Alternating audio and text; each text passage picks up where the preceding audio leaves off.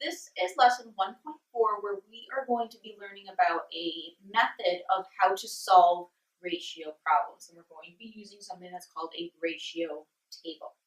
Make sure you fill out your table of contents. Page 26 is going to be called ratio tables.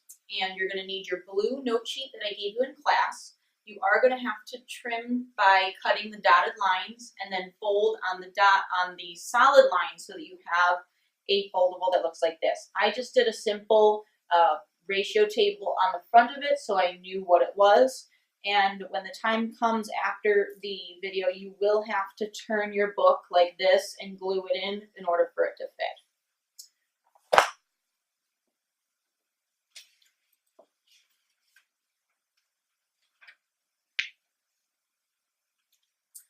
So let's do some definitions first. The ratio table, what is that? It's when there are columns and they are filled with pairs of numbers that have the same ratio. So it's basically just a way to display ratios that are the same. The second word that we need to define is this idea of scaling. So if you think of model airplanes or model cars and doll houses, those kinds of things are not life-size. They are scaled down to a miniature version of them. So you can either scale up or you can scale down or forward or backwards. And we're going to do that by either multiplying, that would be to scale up or scale forward, making it bigger, or we could be dividing, and that would make things smaller. We're scaling back or scaling to a smaller size. So scaling is the act of multiplying and dividing two quantities by the same number to find an equivalent ratio. The last definition that we need to go through is what is an equivalent ratio. Basically, it's to express the same relationship between two quantities. Now on the bottom of your note sheet, there are 4 examples. There's 4 tables. We're going to have the context of those 4 displayed here, and we're going to talk about how they arrive at the answer and then write the actual answer on that blue sheet. So this is the context for the first one. To make yellow icing, you need 6 drops of yellow food coloring and 1 cup of the white icing. And so that's the relationship between icing and food coloring. Now we want to know something different. We want to know how much yellow food coloring should you mix if you have 5 cups of icing, not 1. So you can see that the table's filled in first with the topics, the words, similar to before, words first, even in tables. Then, as you can see, the bottom is all filled out in black. There's 1 cup of icing, and if there's 1, we need 6 drops of the yellow. But that's not the relationship that we're looking for. We don't have 1 cup of icing, we have 5, and we want to know what would be the top number, the drops of yellow that we would need. So you can see this arrow already filled in for you. In order to get from 1 to 5, it's increasing, so we're going to multiply. Multiplying by 5 on the bottom row, we have to do the same relationship, scaling forward up here. So that's why you have the times 5 on the top as well. And that's where the 30 drops of icing comes from. So in order to answer this question, how much yellow food coloring? 30 drops of yellow food coloring are needed. You could extend that 4 or 5 cups of icing, but basically you have to give that context, 30 drops of yellow food coloring, when you're answering these questions. It's not just 30, you need that unit.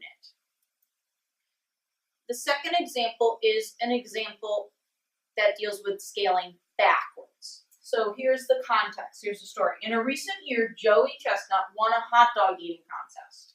Personally, I don't like hot dogs, but hey, here we go. He's eating nearly 66 hot dogs in 12 minutes. So that's the relationship that we know between minutes and hot dogs eaten. If he ate at a constant rate, determine about how many hot dogs he ate every 2 minutes. So now we're not dealing with 12, we're dealing with 2. So you notice our table filled in. We start with words first. We're talking about hot dogs and time. So the relationship that we know and that we're given in the problem is first. 66 hot dogs in 12 minutes. And then we have this gap over here, and this would be blank if you were doing this on your own. And then we have the 2 that is in black over here, because they're in the problem. We want to know how many hot dogs is he going to eat in 2 minutes. So the 2 is in black, and we want to find that number above the 2. But there's a couple of steps that we need to take to get there. So when you have a table like this, you have to think, what could you divide or multiply by to get from the 12 to the 2? And you can see that first we have to divide by 2 to get that 6, and then we can easily divide by 3 to get the 2. And just like before, whatever we do down here to the second row, we have to do the same operations scaling back to the top row. So you can see here, we are dividing by 2 to get the 33, and then we're going to be dividing by 3 to get the 11. And this 11 is our answer to the question. How many hot dogs? 11 hot dogs. So somewhere on your paper, I'd like you to write down the context as well as the answer 11. So the third example is going to be a little bit different, because we're going to have to perhaps do a little scaling forward, and then we're going to have to maybe do some scaling backwards. And it's going to take a little bit of number sense and playing around with numbers to arrive at what the correct scaling is. So here's the context. We're having cans of corn that are on sale for 10 of them for $4. And we have to find the cost for 15 cans. So you can see our table is partially filled out for us. All we have to do is fill in the blanks now. We have cans of corn and we have cost. Now this is filled out. This is the ratio that we're given. $10 for, 10 cans of corn for $4. We don't want 10 cans though. We're having a party. We need 15 cans to make our dish. So we have to think, what are we going to do to get from the 10 to the 15? And we can play around with some different ideas. We're going to have to do both multiplying and dividing in this case, because there's no way I can get from a 10 to a 15 by just multiplying or just dividing. So if you go from here going, I can't do it, that tells you you have to do a combination of the two, multiplying and dividing. So we can't do this in one big step.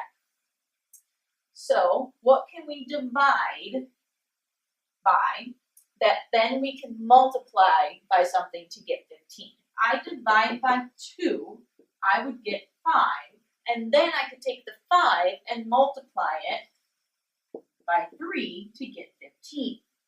So now that I've found what works on the top row, I have to do the same thing for the bottom row.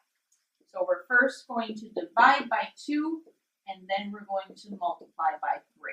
So we have a 2, and then we have a 6. So now we're not totally done. We have to look at this number and write it with the context to answer the question. Find the cost. So the answer, I'm going to squeeze it down here, is 15 cans will cost, and then put the $6. So again, using ratio tables to find equivalent ratios that answer a specific question that's being asked. So the last example, I have the context up here for us to talk about, but I don't have a table on my notes. I'm going to show you what I would do in my brain to try to come up with this table, because there will be some questions that there won't be a table for and you'll have to create your own. So I'm just going to give you a little foreshadowing of how to do that. So here's number 4. Joe mows lawns during his summer vacation to earn money. He took 14 hours last week to mow 8 lawns. At this rate, how many lawns could he mow in 49 hours? So, because I don't have a table already, I'm going to mark up this problem to help me decide what the important things are. So 14 hours to, here's the ratio, here's the 8, and then the lawns. So what I've done is I've circled the key words, and here's the important words, and the 2 tells me that it is going to be a ratio. It also gives me this at this rate. So this whole thing that I marked up is the ratio that I'm starting with. And here's the question: how many lawns could he mow in 49 hours? So that's how I would mark up a problem. And now I'm going to use my boxed topics to start my ratio table. So start with a wider column so that I can write the words in there.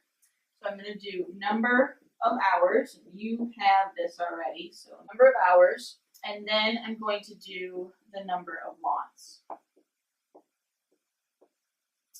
So I have my words first. Now I'm going to put in my first rate. I have 14, and then I have 8.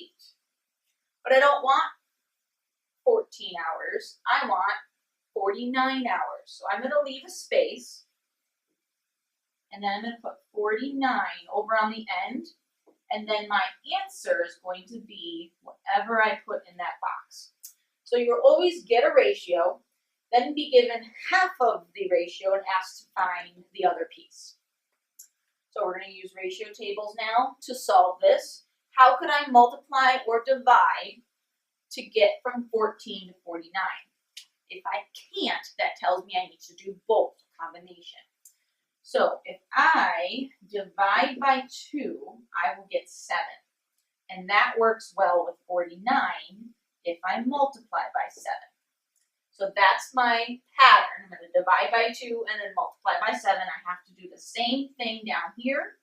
Divide by 2 is 4, and then multiplying by 7 is 28. So fill that in as well. The answer to the question now, how many lawns could he mow, is that Joe, you can squeeze this on the bottom, Joe can mow 28 lawns in 49 hours. A simple sentence, but it is required because you have to answer the question. You can't just say 28. You need that context. We're going to practice this more in class, and I'll see you then.